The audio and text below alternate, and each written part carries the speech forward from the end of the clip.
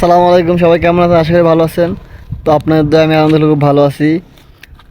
তো আজকে কথা বলবো যে আপনার ভিসা বার হয়ে যায় কিন্তু ম্যান পাওয়ার বের হয় না, বা ম্যান পাওয়ার বের হতে দেরি হয় কেন, সেটার বিষয়ে। আসলে ভিসা বের হওয়ার পর ম্যান পাওয়ার হইতে দেরি হওয়ার মূল কারণ হচ্ছে কি, একটা প্রতারক চক্র আছে এটার ভিতরে, অনেক বড় একটা চক্র। যে চক্র আছে সেই চক্র আপনার ধরার মতো ক্ষমতা নাই।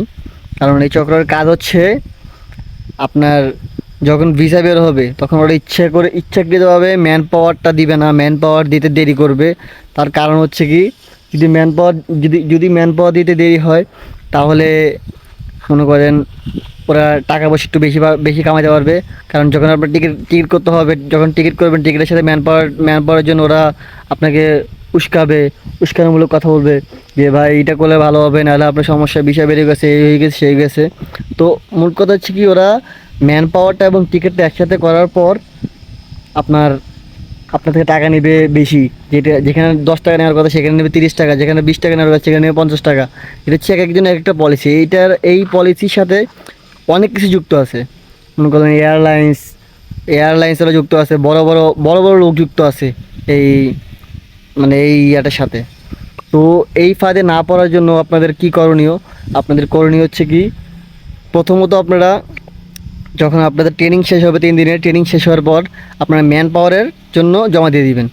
ম্যান পাওয়ারের জন্য জমা দিলে কি হবে, তখন আপনার ম্যান পাওয়ারটা 10 থেকে 15 দিন বা 1 সপ্তাহ, 10 দিন 15 দিন যা লাগে ম্যান পাওয়ারটা বের হয়ে যাবে। তখন আর ওই ঝামেলাটা হবে না।